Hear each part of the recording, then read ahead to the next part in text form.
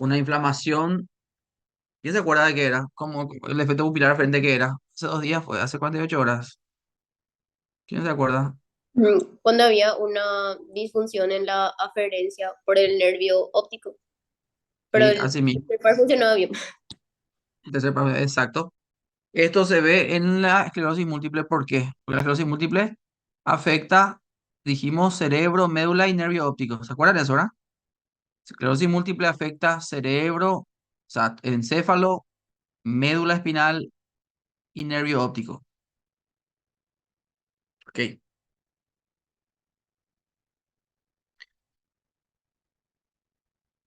Esto es lo que nosotros tomamos como un parámetros para hablar de bajo riesgo o riesgo alto para ustedes. Tal vez esto es muy de clínica. Muy importante tener en cuenta la, la- el, el riesgo en ciertas enfermedades, ¿verdad? Para poder saber si vamos a tratar o no tratar, ser un poco más agresivo o no. En muchas hay escalas de riesgo. Le hablo en general, no estoy hablando solamente de este tema. Y es importante que ustedes sepan que esas escalas, ¿verdad? Y si no saben de memoria, utilicen internet. Ahí ahora está al alcance ahí de cualquier, ahí escribir en Google, ChatGPT, pónganle ahí, escala de riesgo de, no sé, de cualquier enfermedad. Entonces, ¿por qué? El paciente necesita saber el riesgo que tiene y también el pronóstico. Eso también es algo que nosotros a veces no hacemos. Le damos un diagnóstico, un tratamiento al paciente y no le hablamos del pronóstico, ¿verdad? Le pasa algo, el paciente, ¡pum!, fallece a los 6 meses, qué sé yo, de un EPOC grave. ¿Y qué pasó, doctor? El paciente cumplió a rajatabla su tratamiento. Mi familiar hizo todo lo que vos dijiste. ¿Y cómo, qué pasó acá? Un EPOC grave tiene un riesgo altísimo de fallecimiento al menos de un año, si tiene un riesgo alto, ¿verdad? Y ahí están, tienen nombres propios, algunas escalas de riesgo, ¿verdad? Escalas de no sé qué cosa. ¿Entienden? Entonces es difícil hacer en una urgencia o entonces eso en un consultorio se puede hacer tranquilamente, ¿verdad? Entonces estos son pacientes que son varios consultorios, entonces se van al consultorio, el paciente tiene una neuritis óptica, un defecto pupilar aferente, ustedes saben que hay una neuritis óptica, le viene con su resonancia, ya les dije que si la resonancia mostraba placas, ¿verdad? Placas desmielinizantes, o sea, esas lesiones blancas que se ven ahí como manchas, eso aumenta el riesgo. Entonces, y principalmente aumenta el riesgo si son adultos jóvenes que vienen con neuritis óptica, mujeres, sexo femenino, presentación de unilateral, que sea de un solo ojo. No vi, les dije la vez pasada, o sea, la vez pasada, hace 2 días, les dije que la presentación unilateral es la más frecuente de neuritis óptica, no la bilateral. Si es bilateral, si viene una paciente o un paciente y de presentación ahí bilateral, piensen que puede ser un trastorno del espectro NMO, de neuromielitis óptica, anteriormente llamado enfermedades de Vic. La neuromielitis óptica es un tipo diferente de enfermedad, no es una variante de la esclerosis múltiple, como antes también se decía, donde ahí hay más degeneración, donde el pronóstico justamente es mucho peor que la esclerosis múltiple y tiene otro tratamiento. Suele ser de presentación bilateral. En la esclerosis múltiple suele ser unilateral. El paciente viene con un problema en un ojo, no en dos. Entonces, esta escala es interesante para tener si una paciente joven, mujer, viene con una presentación unilateral de neuritis óptica, dolor con los movimientos, que le dije que eso es muy de inflamación, con un disco óptico normal, con esa papila óptica normal, no tiene edema, y la resonancia es anormal, la resonancia. Recuerden, una resonancia que muestre que lesiones en el nervio y también placas, pero esto no es lo más común, como les dije. El disco óptico es lo más común que sea normal, no que sea edematoso. ¿Cómo es eso? Les dije yo que la presentación de neuritis óptica puede ser anterior o puede ser retrovulvar, detrás de la retina, Es lo más común la esclerosis múltiple que sea detrás de la retina. Entonces el disco óptico de la papila sale normal, ¿sí? Cuando es edematoso, como este caso, aquí como la que ven ahí, la papila óptica edematosa, como esta, este paciente, si fuese varón de 40 y pico, si fuese bilateral su neuritis óptica, con papila óptica edematosa, como aquí se ve el disco óptico edematoso, yo voy a pensar ahí que es tal vez un espectro NMO. La esclerosis múltiple es lo más común de que sea normal. Y la resonancia, obviamente, anormal, ¿verdad? Como les mostré la vez pasada, no es lo mismo. Espera, no recuerdo. Esta que ven ahí, esta paciente o este paciente. Imagínense, una mujer joven, neuritis óptica unilateral y tiene estas lesiones en la resonancia, obviamente de alto riesgo, ¿sí? Y bueno, hay estudios que muestran que el riesgo de desarrollar esclerosis múltiple en una persona en los próximos 10 años que tenga neuritis óptica, pero con resonancia normal es de 38%. Sin lesiones, es en general, perdón, sin lesiones es 22%, bajo. Con una o más lesiones, estas plaquitas que ven ahí, con una o más lesiones aumenta a 56% el riesgo de esclerosis. Entonces, Lucas, Karina, están ahí. Ustedes si ven un paciente con neuritis óptica, hagan su escala de riesgo, porque ahí van a poder saber si el paciente tiene alto riesgo de desarrollar EM y ya le van a tratar, van a ser más agresivos con su tratamiento y con su evaluación también. Por eso es importante tener eso siempre en cuenta, el riesgo, y eso a veces no hacemos, ¿eh? Yo mismo, aquí, esto es una resonancia de columna y aquí se ve la lesión desmielinizante, que es esa mancha blanca acá, esa hiperseñal, la imagen un poquito más fea, se ve también aquí. Son manchitas cortas, o sea, son lesiones cortas. ¿Por qué les digo? ¿Cuál es su diagnóstico diferencial? O sea, ¿contra quién tiene que estar siempre? O sea, ¿a quién siempre le tenemos ahí al lado de la esclerosis múltiple? A la NMO, el trastorno de espectro neuromielitis óptica. Y el trastorno por espectro de neuromielitis óptica suelen ser lesiones largas, de más de 3 cuerpos vertebrales. Las lesiones en la médula de la esclerosis múltiple suelen ser cortas, lesiones pequeñas, en placas. Se ve aquí también, se ve la médula y aquí se ve esa lesión, como dije la vez pasada, no compromete toda la médula, una parte de la médula espinal está comprometida. Aquí se ve entonces también la lesión medular. En un trastorno de espectro NMO, neuromielitis óptica, si fuese este paciente iba a tener lesiones largas. Por eso lo llamamos mielitis longitudinal extensa, suelen ser más de 3 segmentos largas. Algo característico en semiología es ver que cuando hay una lesión inflamatoria, desmielinizante en la columna, en la médula cervical, como ven acá, tiene un signo que se llama signo del ermite, que es, ay, voy a quitarle mi puntero. Aquí vean este video. Cuando se flexiona el cuello, hay una sensación de choque eléctrico en la columna. Al flexionar el cuello, hay una sensación de choque eléctrico en la columna. Está hablando de una mielopatía. Generalmente habla de lesiones medulares, ¿sí? Cervical, está hablando de algo cervical. Eso es también muy característico en las mielitis cervicales. Mielitis cervical, no hay una mielitis, así como muestra la imagen acá al lado de la resonancia. Esas placas en la médula cervical suele tener signo del Hermite. También en la médula podemos ver un paciente con mielitis. Viene el paciente con nosotros con mielitis, no tiene historia de neuritis óptica. Necesita ver el riesgo de esa mielitis si tal vez esté asociado o tenga riesgo para desarrollar esclerosis múltiple o no. ¿Cuál es la mielitis que más se parece al cuadro que se ve en la esclerosis múltiple? La mielitis transversa incompleta, como vimos recién en la imagen. Los signos y síntomas, como son cuadros incompletos, son asimétricos, ¿sí? La resonancia encefálica siempre, obviamente, en la esclerosis múltiple va a ser anormal. El líquido cefalorraquídeo va a ser anormal, se va a ver bandas oligoclonales. El compromiso, como les dije, son menos de 2 segmentos en la resonancia en la médula, ¿verdad? O sea, no son largas. Ahora con más de NMO. Entonces, hay otros signos y síndromes que se ven por lesiones a nivel del tronco. Te ven ahí una imagen de resonancia y aquí se ve el tronco encefálico, ¿sí?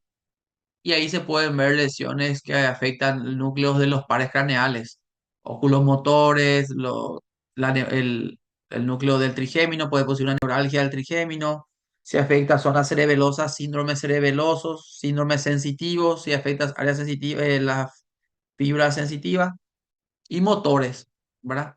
Obviamente, cuando afecta al tronco, es una combinación de afectación del núcleo motor o sensitivo, del núcleo del nervio craneal, también de fibras largas que van decusándose, ¿verdad? Que van a los miembros, a las extremidades.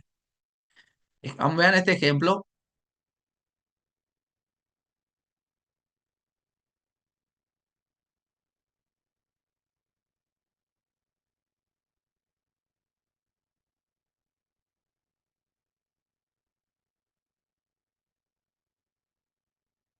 La paciente, cuando se le pide que mire al costado, mire hacia la derecha o hacia la izquierda, el ojo, miren acá, el ojo izquierdo aquí hace un nistagmus, un movimiento, miren ahí,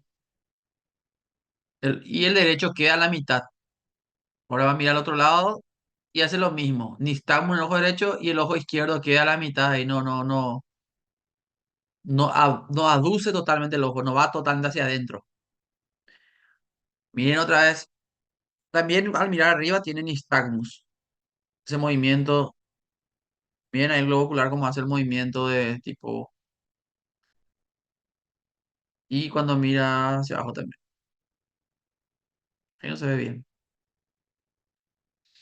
Va a ser otra vez. Miren ambos ojos, ¿sí? Ahí también tiene nistagmus. Ese movimiento rítmico de los globos oculares. Ok, se le va, evalúa otra vez la motilidad ocular, es el reflejo de acomodación, está todo bien, pero cuando se le hace mirar a los costados van a ver el problema. Ahí está todo bien. Mira a la derecha, el ojo izquierdo, ven que no totalmente no va, totalmente hacia adentro, queda a la mitad, hay una paresia del recto medial y hay un nistagmo del otro ojo. El ojo contrario comienza a hacer ese movimiento rítmico, ¿sí? Esto, la vez pasada les dije, lesión en qué lugar y qué fascículo, ¿quién me dice? Longitudinal medial Sí, fascículo longitudinal medial. ¿Eso está dónde? en el El, tronco, el tronco encefálico. ¿Y qué une? el tercer y el sexto par. Contralateral, ¿verdad? Sí. Ujú. El tercero de un lado con el sexto del otro lado. Para que lo ayude a conjugar los ojos, la mirada, ¿verdad? Es una lesión típica a nivel del tronco, ¿verdad? Esto, por ejemplo, miren, ahí está.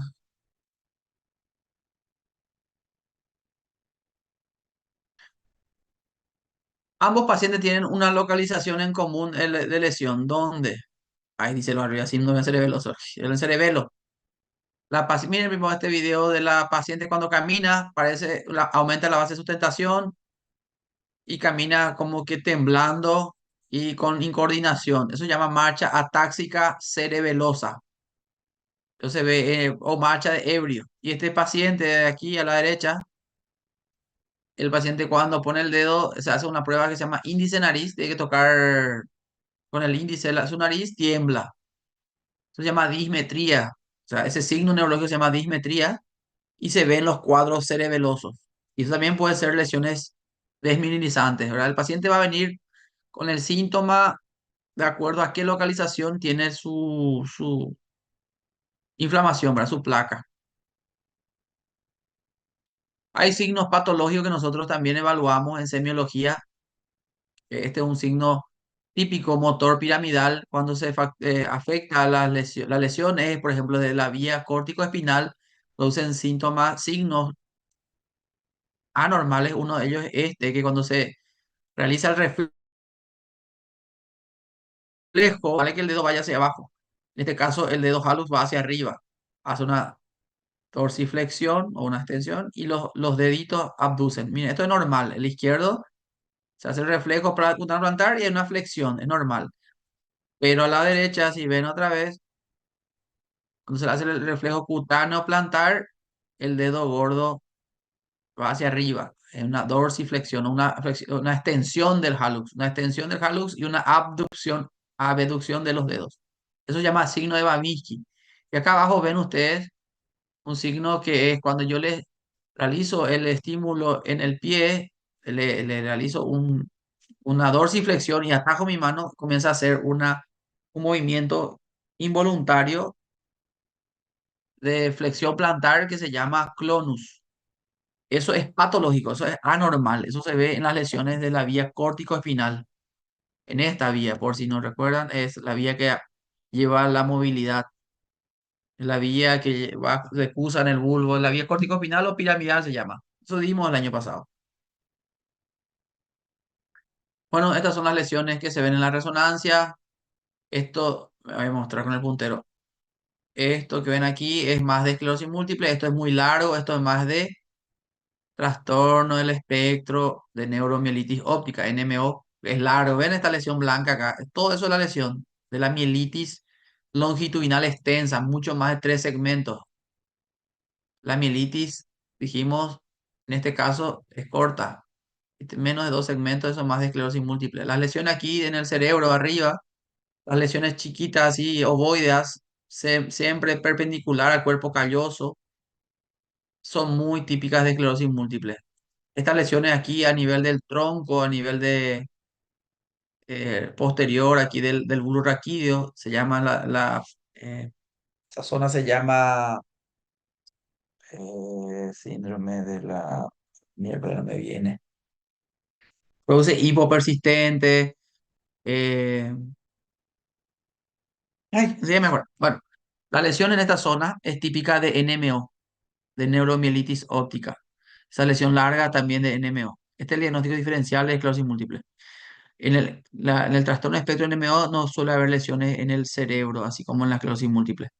Pero sí hay lesiones muy largas en la médula y lesiones muy diencefálicas, más en el diencéfalo y en las PARS, eh, en la zona, estas, que no me acuerdo el nombre, me voy a acordar. Bueno, diagnóstico esto ya más para clínica médica. Usamos el diagnóstico, la clínica ayudado a la clínica por las imágenes como la resonancia magnética y otros estudios como el líquido cefalorraquídeo, los potenciales evocados y el laboratorio. Entonces lo que buscamos, este es el último ya, para pasar a otro tema, buscamos diseminación en tiempo, que el paciente diga que tenga lesiones que fueron en diferentes momentos de su vida. Por lo menos tiene que estar separado más de 24 horas, más de un mes por lo menos, más de un mes, perdón, en cada brote para decir que hay dos lesiones. Si el paciente dice, yo tuve una lesión, un brote hace 15 días y ahora tiene otra vez, se toma como todo un brote nomás todavía, porque tiene que estar separado por lo menos un mes. Y diseminación en espacio de lesiones en diferentes lugares. Aquí, por ejemplo, tiene lesión aquí, son en diferentes lugares, diseminación en espacio, ¿verdad? Y esta enfermedad debe excluirse otras enfermedades que parecen esclerosis múltiple, que simulan esclerosis múltiple. Se ve la lesión en la médula, aquí se ve una lesión que realza con contraste, aquí se ve el realce con contraste, aquí se ve una lesión en el tronco y acá varias lesiones en placa. ¿Sí? Hasta ahí. Pues ya mucho de este líquido cefalorraquídeo se ve ahí en el LSR y en el plasma, en el LSR anormal se suele ver estas que son bandas oligoclonales. Y ya está. Ese es el estudio que se llama potenciales evocados, donde se mide la velocidad que conduce el nervio óptico. Se le muestra al paciente un dámero, una pantalla que pasa es una, ¿cómo se llama? La tabla de ajedrez por ahí. y comienza a moverse eso, y eso estimula la vista. Se tapa un ojo y se evalúa cada ojo por separado. Se coloca un electrodo detrás del paciente, aquí tiene su electrodo en la zona occipital, y se evalúa el potencial que se genera al estimular el nervio óptico, eso se llama potencial evocado visual, y normalmente su latencia es menos de 100 milisegundos. Cuando la latencia tarda, además, bien acá en la computadora se ve este potencial aquí, es decir, tarda más de 100 milisegundos, se dice latencia P100 prolongada. Bueno, eso es el estudio neurofisiológico que ayuda a demostrar que hay un problema desmielinizante en la vía óptica. A pesar de todos esos métodos auxiliares, ustedes tienen que saber que el diagnóstico de esclerosis múltiple es clínico. Obviamente nos ayuda la experiencia, nos ayuda la resonancia, nos ayuda el SR para poder descartar otras enfermedades. Esto es que se llaman dedos de Dawson. Dedos de Dawson, parece unos dedos que se ven alrededor del cuerpo calloso. Estas son las lesiones de placas que se ve ahí. ¿Sí? Esta es la resonancia. Y que este uno con gadolinio, con contraste, y se ve acá el realce de la lesión. Hay muchas lesiones que realzan. Una forma de determinar si una lesión es aguda o es vieja es el realce con el contraste. Si realza el contraste del gadolinio, si realza la lesión al ponerle el contraste por la vena, realza la lesión, se ve así, como un anillo, que sí que son lesiones nuevas, son lesiones nuevas. Y si hay una lesión aquí que no realza y que así es como un agujero negro, le llamamos los black holes, entonces son lesiones viejas, son lesiones nuevas, lesiones antiguas, son las que no realzan. Vamos a ver ahora el otro tema.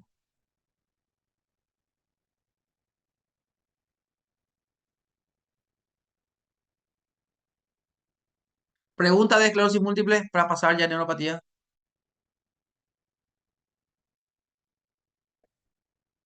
¿Manejan algo ya de esclerosis múltiple? Están tan perdidos ya, ¿verdad? Están ahí, ¿verdad?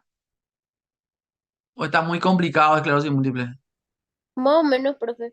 Hay que Más o estudiar. menos, ¿verdad? Es un tema nuevo. Obviamente no es tan fácil, ¿verdad? Tampoco no es una enfermedad tan frecuente, ¿verdad? Pero ¿por qué está en el programa? Porque es una enfermedad distinta y en fisiopato tienen que saber ustedes los diferentes mecanismos de lesión del cerebro, médula y nervio, ¿verdad? Vimos la primera clase un mecanismo vascular de cómo se enferma el cerebro con trombosis o ruptura, que es el ACV. Y ahora estamos viendo algo diferente, que es cómo se inflama el cerebro y la médula del nervio óptico en una enfermedad autoinmune donde se lesiona la vaina de mielina y los oligodendrocitos, ¿verdad? Y secundariamente también se lesionan los axones, dijimos, por eso también dijimos que es neurodegenerativo. Bueno, pasamos un poco ahora al sistema nervioso periférico. Hablamos de dos temas que involucran el sistema nervioso central. Ahora vamos a hablar del sistema nervioso periférico. Ustedes saben que el sistema nervioso se clasifica en dos, central y periférico, ¿verdad? Entonces vamos a hablar un poquito cómo se manejan las neuropatías, o sea, en general cómo son las neuropatías, manejo eh, así de diagnóstico y tratamiento va a ser en otra oportunidad, en el quinto año aproximadamente. Y vamos a ver, hablar un poco del Guillain-Barré, es un tema que sí o sí tienen que saber. Caso clínico para que sea más divertido. ¿Alguien que quiera leer? Obviamente voy a decir yo nomás. Sofía Costa.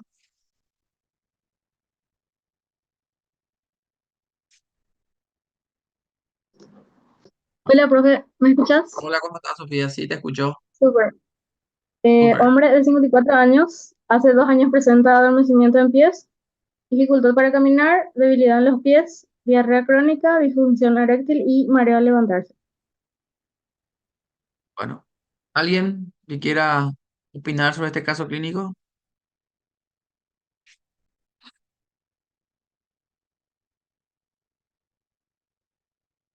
o no? No sabemos todavía qué opinar, profe. Bueno, muy clínico ya, ¿verdad? Muy caso clínico ya es muy de para. Bueno, Pero este mismo caso yo le presenté a los del quinto para que vean nomás que no se preocupen, que cuando estén en el quinto ya van a los del quinto y ellos ya empezaron a tirarme ahí esto, hay que pensar en tal cosa, ¿verdad? Bueno, tenemos un paciente de 54 años, primer punto, que refiere entonces que hace 2 años presenta un adormecimiento en los pies, dificultad para caminar, debilidad en los pies. Parte de trastorno sensitivo, también tiene trastorno motor, ¿verdad? Por lo menos eso te tienen que ir sacando, ¿verdad? Tiene diarrea crónica. ¿Qué tiene que ver la diarrea crónica acá con el adormecimiento y la debilidad? La disfunción eréctil, ¿qué tiene que ver? Eso vamos a ver si alguien sabe. El mareo al levantarse, ¿por qué coloca ahí por qué colocó en el caso clínico diarrea crónica, disfunción eréctil y mareo al levantarse? Eso me tienen que decir. El año pasado yo les hablé de eso. Escucho. De eso no se encarga el sistema parasimpático, no tiene algo por ahí, tipo la parte Sí, de y eso. sistema nervioso autónomo. Sí, sistema nervioso autónomo, ¿verdad? El sistema Sí, nervioso autónomo, o sea. Y que, Jimena, ¿y qué vos ves que está afectado acá? El sistema nervioso autónomo, entonces pensás que está afectado, sí, ¿verdad? Diarrea crónica se puede ver por disfunción autonómica. Disfunción eréctil también se puede ver por disfunción autonómica. Mareo al levantarse es típico de hipotensión ortostática. La presión baja al paciente cuando se levanta. También te habla de disfunción autonómica. Bien. ¿Tenés una disfunción autonómica? Sí. ¿Y debilidad de pie es autonómica? no, creo que no. No. Ese es Motor. motor, ¿verdad? Motor, ¿verdad? Estamos hablando del sistema motor. Y el adormecimiento, eso es sensitivo, ¿verdad? Sí, Bueno, bueno, alguien puede decir, ¿esto no puede ser una esclerosis múltiple? no porque es periférico. Ay, ¿y cómo sabe que es periférica? Porque la clase es sobre periférica. No vayan a Jimena a decir No esas es cosas. periférico, no, pero te afecta a tus pies. Y vos dijiste en el otro que no iba a o sea, en la clase pasada dijiste que no iba a afectar los nervios periféricos la esclerosis. Sí, pero ¿cómo sabes que esto es nervio periférico? ¿Y no puede ser médula esto? Pregunto, Jimena. No puede ser una mielitis. Mira, imagínate un poco, una mielitis dorsal. ¿No te va a dar adormecimiento y debilidad de los pies? Pregunto. Pensamos, mielitis dorsal, Mielitis, o sea, que afecta el la cordón médula. posterior. Sí. Te habrá Y, que apretaba el cordón posterior y un poco y, lateral, por eso también hay debilidad. eso te iba a preguntar, porque si era el cordón posterior no iba a ser, tipo, no iba a tener debilidad, ¿verdad? O sea, cierto, pero no es solo cordón posterior, para que nos quede ese concepto que yo dije, afecta más la parte posterior, pero también afecta el lateral y por eso hay debilidad en la mielitis, que suele ser asimétrica, ¿verdad? Sí, Pero acá algo que ya que está diciendo es periférico, central, bueno, una forma, un tip para diferenciar si es central o periférico. Cuando hay una debilidad asimétrica, una debilidad muy simétrica, y te dice de ambos pies, distal, o sea, debilidad de los pies, te está diciendo que una debilidad distal, no de las piernas y muslo. Eso es muy periférico, Jimena. ¿Sí? O sea, eso me tenías que vos responder si vos decís, no, yo creo que esto es periférico porque dice debilidad de los pies, ya que eso, si era médula, iba a afectar, si era una médula, me escuchaba, Jimena, iba a afectar pies, piernas, muslo, obvio, no va a afectar todo lo que va subiendo de la extremidad. Entonces la debilidad suele ser proximal y distal, ¿sí? Entonces, al decir ahí debilidad en los pies, te está diciendo que es más periférico porque está más distal. Las neuropatías, allá empezamos ahí, las neuropatías suelen afectar de distal a proximal, ¿sí? Neuropatía suele afectar más lo distal y posteriormente va a afectar en general. Hay neuropatías que también empiezan afectando el proximal y distal, justamente como el Guillain-Barré, porque esa es una polirradiculoneuropatía. Bueno, ¿qué más? Adormecimiento. Jimena, ¿por qué no puede ser eso una mielitis también dorsal, ahí como dijiste vos, de la zona? Pero no iba a ser solo en pies, es lo mismo. El iba a ser. adormecimiento no, Iba a hacer todo las piernas, muslo y hasta te iba a decir el paciente. Una característica de la mielitis de la médula es que da un nivel sensitivo. ¿Se acuerdan? Creo que yo hablé de eso también con ustedes la misma vez cuando le comencé a hablar, le mostré un caso y le dije, cuando hay una lesión medular, suele dar trastorno sensitivo, motor, autonómico. Así mismo dije, podría hacer todo esto, pero el adormecimiento no es distal, es proximal y generante con una lesión, o sea, es todo un segmento, es todo un segmento, o sea, es desde el, por ejemplo, del ombligo para abajo, desde las mamilas para abajo, es desde el cuello para abajo, o sea, siempre de un nivel, ¿sí? El paciente te dice luego el paciente, doctor, yo cuando desde mi ombligo para abajo yo no siento bien, pero por el ombligo para arriba yo siento bien, hay un nivel, ¿se entiende? Cuando es periférico, suele ser adormecimiento que le llamamos, ¿cómo saben ustedes? En guante y calcetín. La neuropatía suele afectar en forma predominantemente distal, como una media. Empiezan las plantas de los pies, el dorso de los pies, va subiendo el tobillo, la parte más distal de las piernas y va subiendo, ¿sí? Así se presentan las neuropatías, de distal a proximal, ¿verdad? El adormecimiento y también la debilidad. Y estamos en fisiopato, todo tiene que ser ¿por qué? ¿Por qué? Díganme, ¿quién sabe? ¿Por qué las neuropatías son más afectación distal que proximal? Escucho.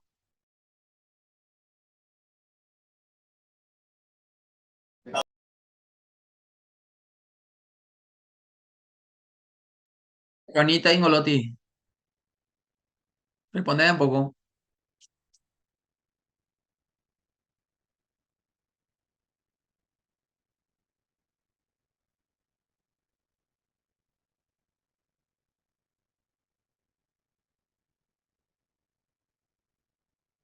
Melissa, ¿dónde está Melissa por ahí?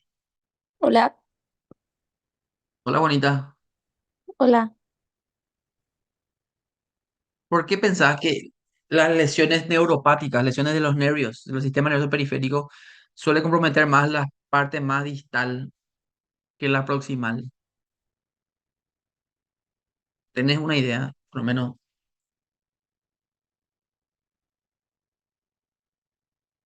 o no? No sé. ¿Alguien le puede ayudar? Y piensen ahí. ¿Por la irrigación? ¿Qué tiene que ver la irrigación? Y no sé, capaz no le llegue bien y le falta nutrientes, algo así. Y dime, yo te pillé todo y me gusta escuchar la clase de tu hermano y a ella, a Nike. Cierto que tú mata quinto, a ella le con él. Bueno, no digo nomás y me estoy hinchando. Sí, tiene que ver la longitud, ¿verdad? Del axón, entonces tiene una dependencia de nutrientes, de una dependencia metabólica mayor, ¿verdad? Entonces, los axones más largos dependen del suministro constante de nutrientes y energía, ¿verdad?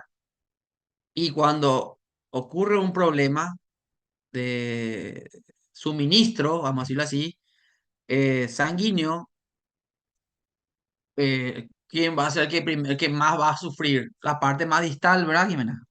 Si yo, qué sé yo, tengo, ¿cómo puede ser? Es un ejemplo, estoy pensando en mi manguera ahí cuando le... eh, sí, muy bien. A veces acá en las áreas no llega bien el agua, ¿verdad? Pero la canilla que está más ahí cerca de donde viene el suministro de agua suele tener un poquito de agua todavía. Pero allá en el fondo, en el quincho, yo me voy y ya no hay más nada, ¿verdad? La parte, entonces es más o menos así. Entonces, ¿por qué las neuropatías suelen ser más eh, problemas tóxico-metabólicos, como hablé también con los del quinto, ¿verdad? Los problemas metabólicos como la diabetes afectan mucho la irrigación, como dice Jiménez, es cierto. Entonces, el metabolismo de la glucosa que está alterado lleva a la acumulación de colesterol LDL, que es el colesterol malo, ¿verdad? Que se acumula en las arterias, en las pequeñas arterias que están en los nervios, que son los vasa nervorum, y comienza a ocurrir un problema de irrigación, de suministro de nutrientes y energía para los nervios, ¿verdad? En las enfermedades estas metabólicas como la diabetes, por ejemplo, que es la más común, ¿verdad? Que produce más neuropatía. Principal caso de neuropatía, diabetes, por supuesto. Neuropatía crónica. Em, También el alcohol, por ejemplo, ya que dije tóxico metabólico, pacientes que consumen gran cantidad de alcohol, también es tóxico eso para los nervios y principalmente los que sufren más son los nervios más largos.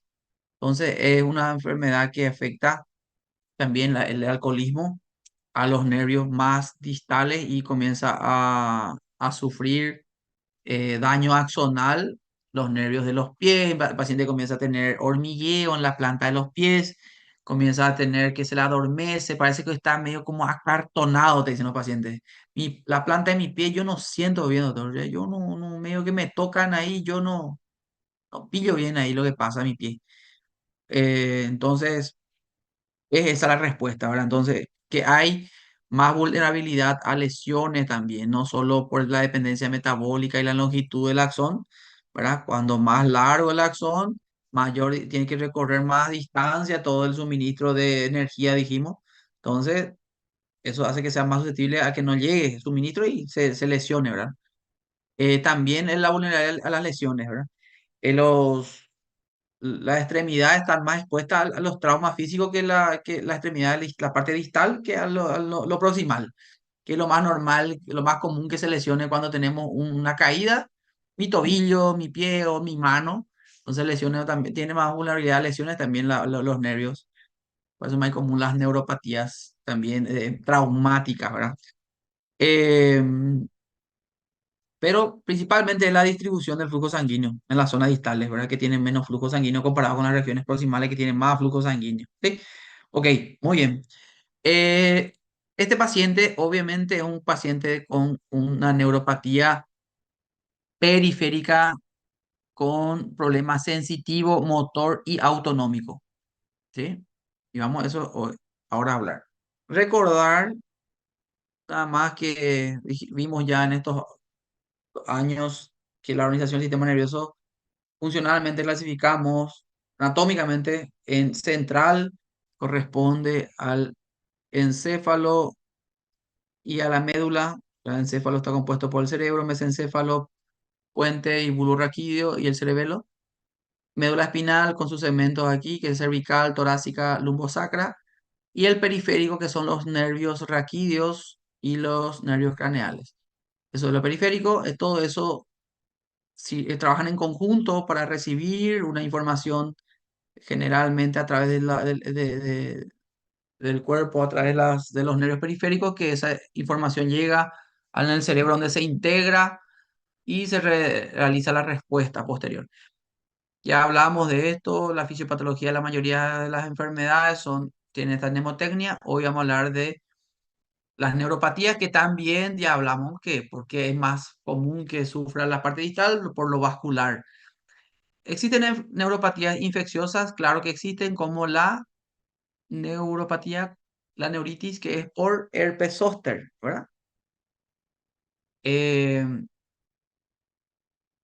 el cantante eh, favorito justamente de Yami tuvo una infección del nervio facial y del vestíbulo coclear, ¿verdad? Justin Bieber, ¿verdad? Que tuvo una neuritis infecciosa de séptimo y octavo par y y bueno, y me acuerdo que sacó un video hablando ahí de la parálisis facial que tuvo, fue infecciosa. Hay enfermedades traumáticas, como dije recién, los nervios también no están exentos de tener sufrir traumatismo, recién le comenté. Los famosos síndromes ¿ustedes conocen el síndrome de Kenton-Leopard, verdad? ¿O no? No se le dice así. A los accidentados de moto, ¿verdad? Accidente de moto, lo que más traumatismo da es óseo, ¿verdad? A nivel de órgano también, pero también los nervios, ¿no? Principalmente los plexos, el plexo plexo braquial, ¿verdad? Yo veo mucho eso en electromiografía, el paciente que viene ahí, generalmente joven, que viene ahí con su cabestrillo, y nada, síndrome de Kenton-Leopard. Y viene con su lesión del plexo, ¿verdad? Entonces es neuropatía autoinmune. Y el Guillain-Barré es una neuropatía autoinmune. También puede haber neuropatías metabólicas y también están hasta las hereditarias. Hay la neuropatía de Charcot-Marie-Tooth, es una gran familia de neuropatías de origen hereditario, ¿sí?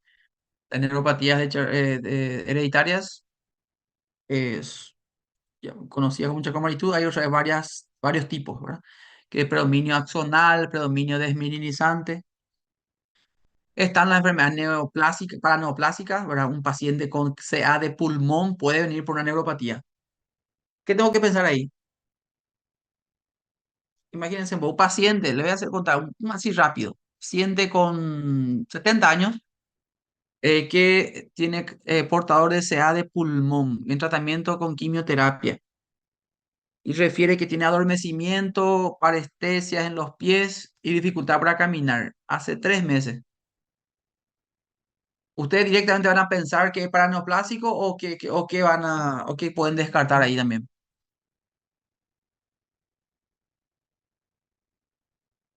¿Vale? Necesito ayuda. Y una infección no va a ser, creo, si tiene cáncer, ¿es verdad? O sea, Sí. o- No, infección no. No, porque no va a infección. La infección también, para que tengas en cuenta, Jimena, suele ser afectar solo un nervio, como el herpes zóster, fuego San Antonio que se le dice, ¿verdad? Eh, el herpes zóster difícilmente agarra varias. Puede, pero es muy raro. Más es de mononeuropatía, de un solo nervio. Entonces, un paciente que te estoy hablando es ambos lados, ambos pies con igual parecido en otro caso ahí que vimos. Ese caso también podría ser eso, ¿sí? Ese paciente, digamos, imagínense que ese paciente que hablé recién y que diga ahí que es portador de CA de pulmón y está con tratamiento con quimio. ¿Alguien me da? por la circulación, No o sería sea, por la disnea, No, no, no, no, porque espera. No, espera. El paciente tiene CA de pulmón, eso está claro. Ahora lo que quiero saber es, y el paciente viene por dificultad para caminar, adormecimiento, hormigueo en los pies. ¿Ustedes piensan que hay una neuropatía? ¿Cuál podría ser la causa? Ahí es lo que quiero llegar yo. ¿Cómo ustedes le van a estudiar? O van a pensar directamente, no, la neuropatía probablemente es paraneoplásica, sí o sí. O puede haber otra causa.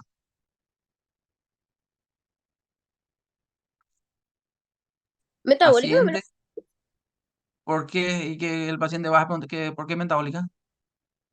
Yo dije que diabético, que algo así. No, es diabético el paciente. y no, pero no puede afectar igual como que se está haciendo quimio y todo eso. No puede lesionar también los nervios, la quimioterapia. ¿Cuál? Ahí sí, pues eso no es metabólico, eso es tóxico. Muy bien, ahí está la respuesta. Sí, yo tengo que pensar también que este paciente está bien tu respuesta en un 80%. ¿Dónde dijiste mal metabólico? No, el problema ahí es tóxico. Viste que la T acá, traumático y acá dice tóxico, ¿verdad? Las neuropatías tóxicas también puede ser por fármaco. Entonces, es común que me envíen a mí pacientes con CA en tratamiento quimioterapéutico o pacientes con linfoma, leucemia, esas cosas. Y viene el paciente con una probable neuropatía y ahí está la duda. O es paraneoplásico o es tóxico justamente como dice Jimena, por el fármaco, por la quimio. Entonces ahí hay que evaluar. ¿Por qué es importante? Y alguien me va a decir, pero al final vale la importancia, ¿sabes? Es una neuropatía, ya está. No, claro que importa. Si es por la quimio, yo necesito cambiarle su quimio. Estoy tratando al paciente con su quimio, pero lo voy a dejar sin caminar porque no importa, tengo que la quimio está funcionando. No, tengo que evaluar ahí, ¿verdad? El paciente necesita también calidad de vida. Podemos cambiar, ¿será que hay otra opción? Podemos, eso hacer el oncólogo, ¿verdad? El oncólogo va a evaluar si tiene que cambiar la quimioterapia, ¿verdad? Esa era la respuesta. Después, obvio que también puede ser paraneoplásico, o también.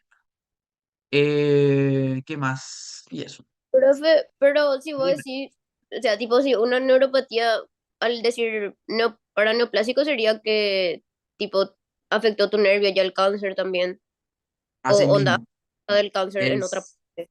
exacto. El cáncer puede afectar, el cáncer eh, cuando se disemina en zonas diferentes a la del lugar de origen, decimos que puede dar metástasis, ¿verdad? Pero hay también disfunciones metabólicas, ¿verdad?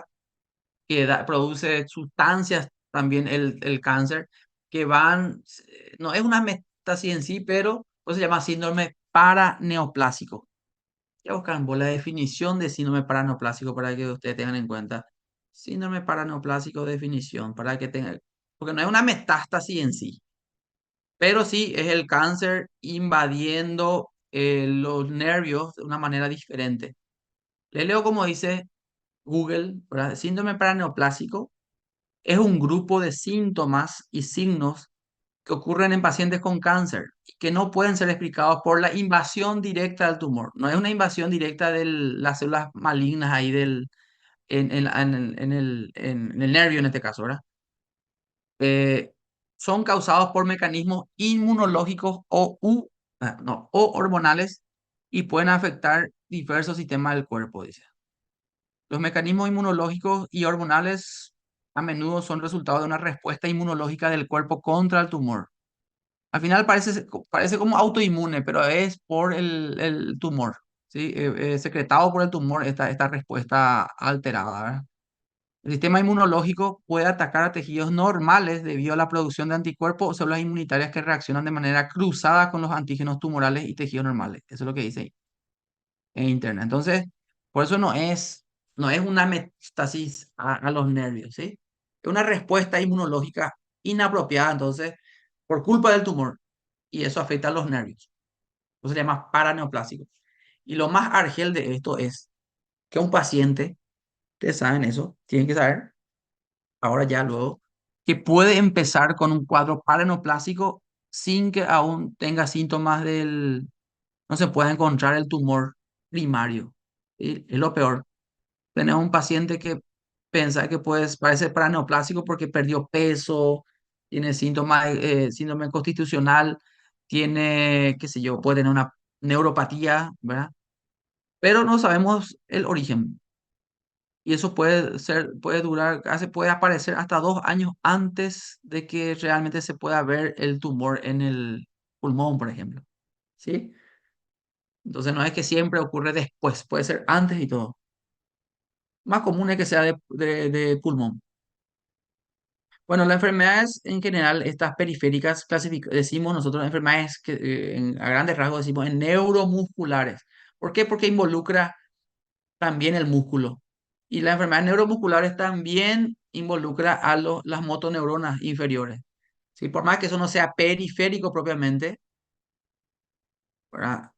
La motoneurona inferior acá está en el asta anterior de la médula, no es periférico, el periférico a partir de raíz, ¿verdad? Aquí, ¿verdad? Cuando fuera de la médula, pero se comporta, dijimos el año pasado también eso, el asta anterior de la médula funcionalmente como parte del sistema periférico, porque los nervios son axones que salen de estas motoneuronas que están en el asta anterior de la médula. Entonces clasificamos en enfermedades de la motoneurona, enfermedades radiculares, enfermedades neuropáticas cuando afecta el nervio, ganglionopatías cuando hay enfermedades que afectan el ganglio de la raíz posterior, enfermedades de la placa motora, que es la miastenia, ¿verdad? Y las miopatías, que están acá. Hay muchas miopatías metabólicas congénitas, mitocondriales, distrofias, inflamatorias, asociadas a enfermedades endocrinas. Igual como vitamina C, D, más o menos acá entra todo un mundo que son las miopatías. Esas son enfermedades solo del músculo, ¿eh? Miopatías infecciosas existe también. Miopatía infecciosa. Miopatías inflamatorias asociadas a enfermedades raras como sarcoidosis o enfermedades autoinmunes y así. Esos son solo músculos, por ejemplo. Nosotros obviamente no vamos a hablar cosas muy raras, porque estas son enfermedades más raras, muy ya del subespecialista. Enfermedades de la transmisión neuromuscular, acá la placa, está miastenia gravis. Hoy tuve una paciente con miastenia muy interesante. y un síndrome Eaton-Lambert, que es una enfermedad mucho menos frecuente que la miastenia. Eaton-Lambert es una enfermedad también de la placa motora. Y este Eaton-Lambert, ya que hablamos de paraneoplásico, en pacientes mayores que tienen síndrome, que se presentan con una enfermedad tipo síndrome de Eaton-Lambert en un paciente mayor de 60 años, yo tengo que pensar que es paraneoplásico.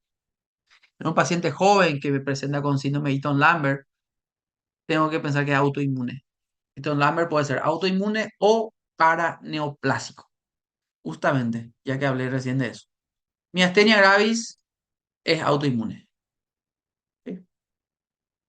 Y acá está, enfermedad de los nervios periféricos le llamamos neuropatías. ¿Verdad?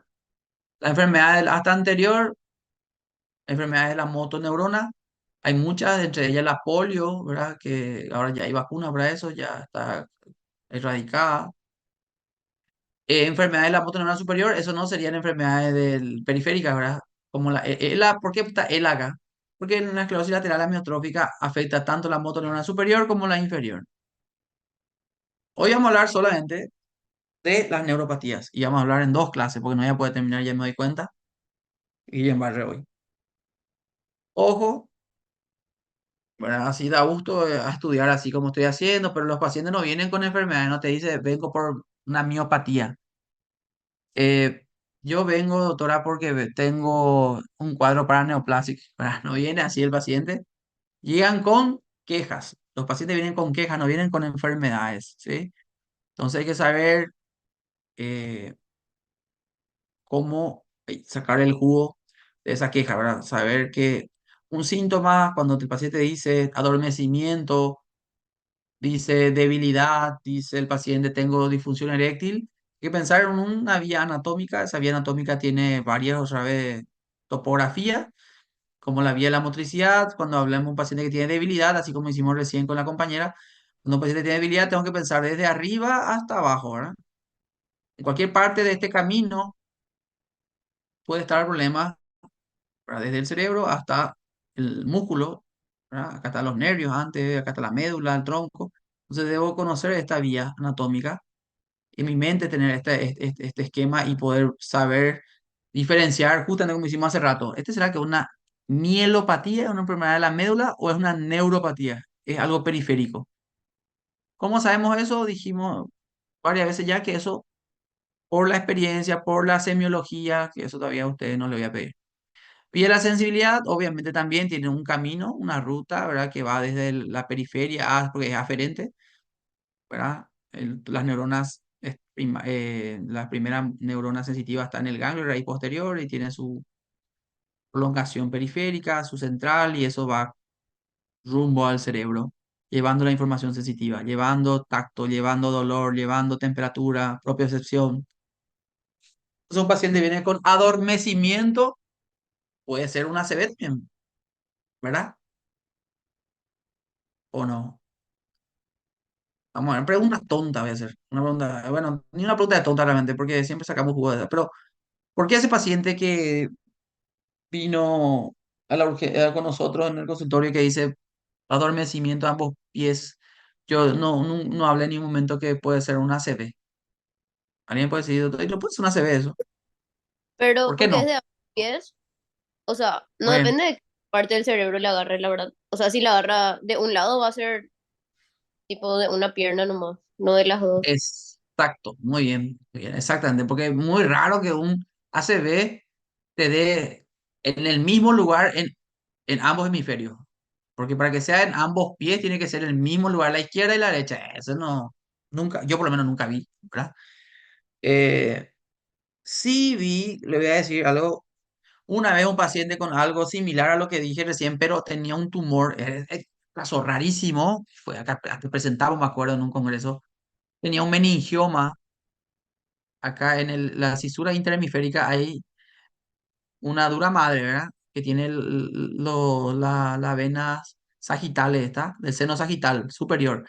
Aquí tenía un meningioma que creció y que afectó ambos hemisferios cerebrales en ambas porciones mediales aquí, esta zona, de ambos lados. Y el paciente tenía, aunque no lo crean, de replay, tenía trastorno sensitivo motor periférico, parecido, simulaba un periférico de ambas piernas y no era médula, ¿verdad?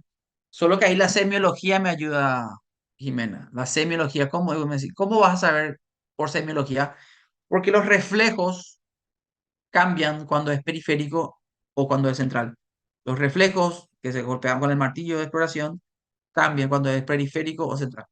Eso el año que viene. ¿Cómo localizamos? Obviamente por la semiología, como le dije. Los reflejos me ayudan a saber si el nervio es el problema, generalmente el reflejo está ausente.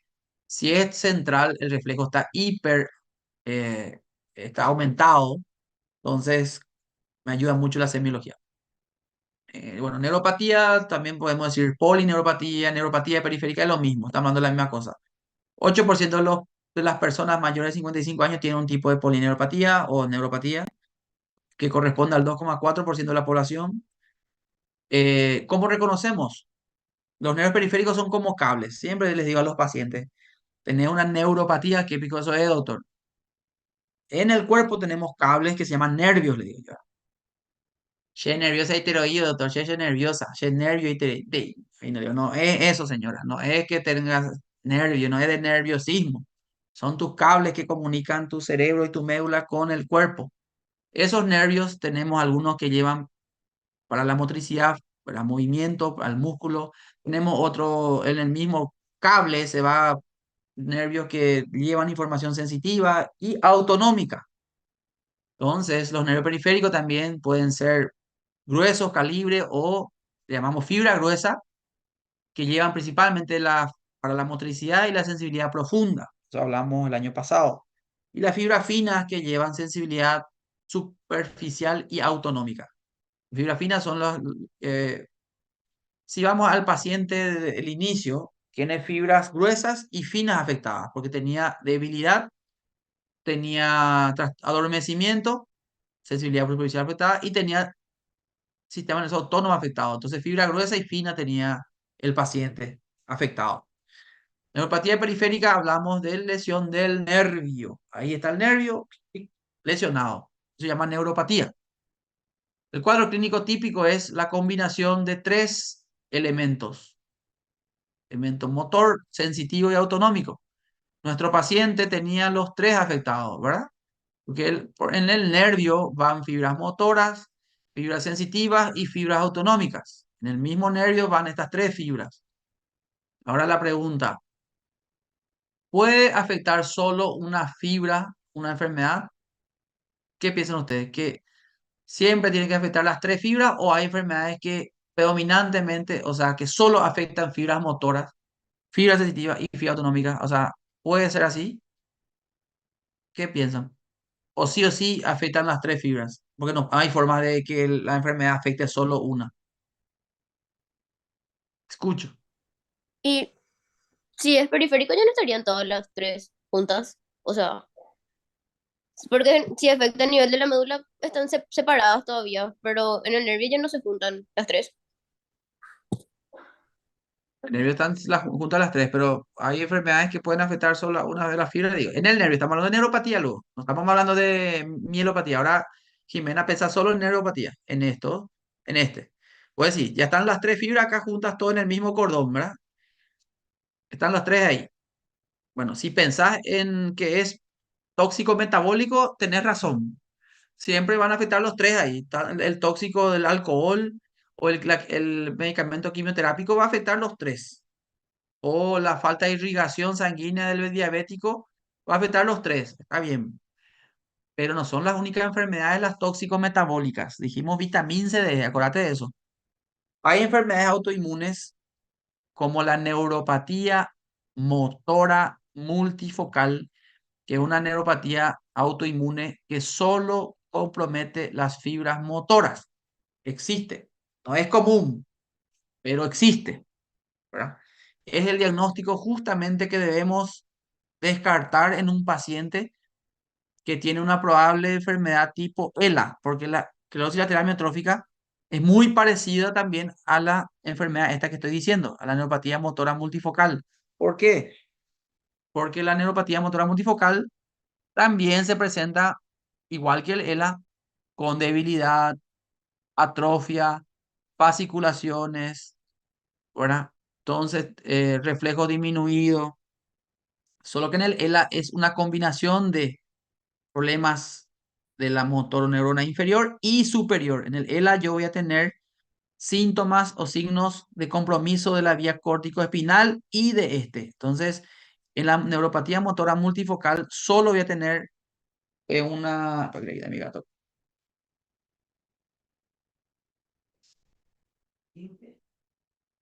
La semiología va a ser un chiqui distinta cuando le hago los reflejos, por ejemplo. ¿Sí? Pero, ¿por qué tan difícil a veces diferenciar? Porque a veces el ELA, esclerosis lateral amiotrófica, se comporta solo con semiología de motoneurona inferior. Entonces, es similar a la neuropatía motora multifocal. Entonces, ahí nos ayuda únicamente la electromiografía. El estudio de electromiografía ayuda a diferenciar ELA de neuropatía motora multifocal.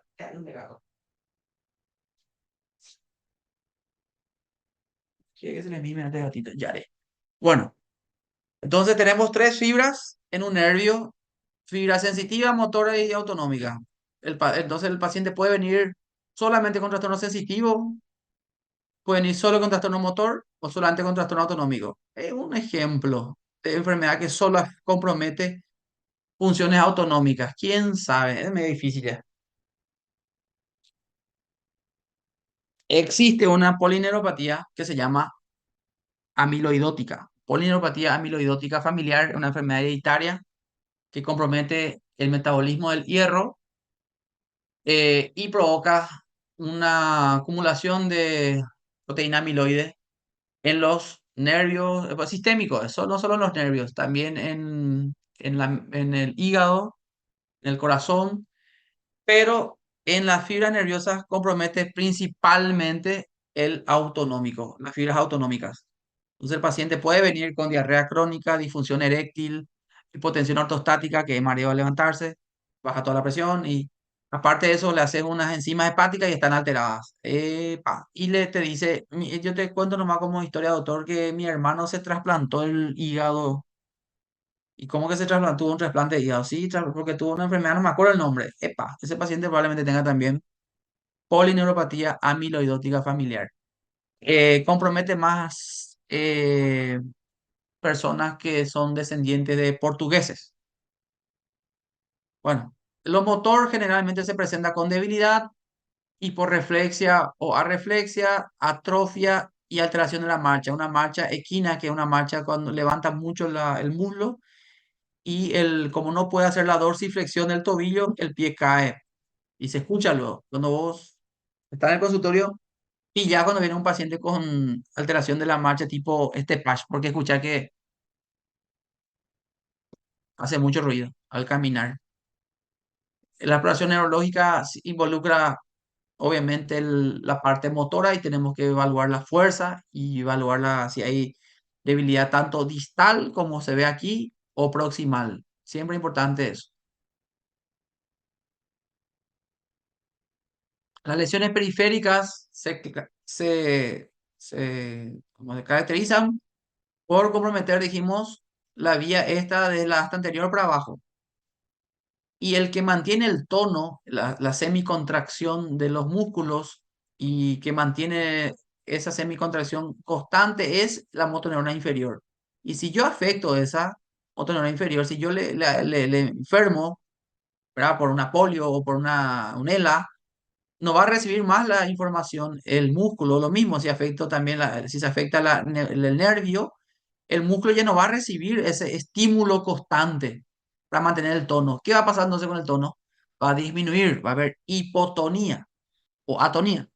Y como tampoco no le estoy más estimulando al músculo, ¿qué va a pasar con el músculo? Se va a atrofiar. Entonces, la pérdida del estímulo para mantener el tono y trofismo provoca hipotonía e hipotrofia o atrofia. ¿Sí? Por eso en el periférico yo les dije, el paciente va a venir con debilidad y atrofia. Cuando es central, una CB va a producir, por eso la semiología usamos para diferenciar entre periférico y central. Estos datos usamos para diferenciar periférico o central, ¿verdad?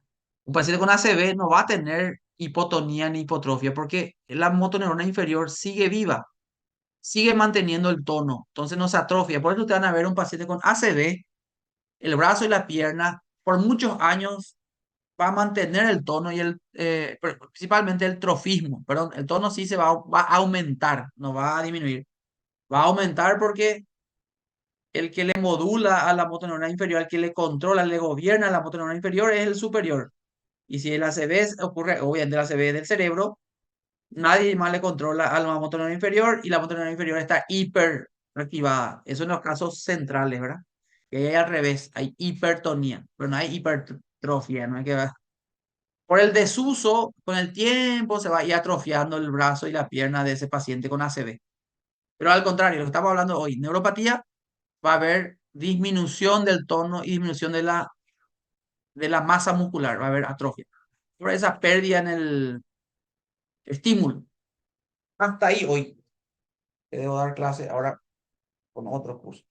Entonces, siguiente clase que seguimos y vamos a hablar de Guillain-Barré. Si quieren leer, ya pueden leer de Guillain-Barré y entonces van a estar más, les va a ser más fácil la clase en ti. ¿Está bien? Nos vemos. Dale, Adiós. gracias. Chao, chao. Chao, Chao, chao. chao. Gracias, chao, chao. Adiós. Nos vemos, Gabriela.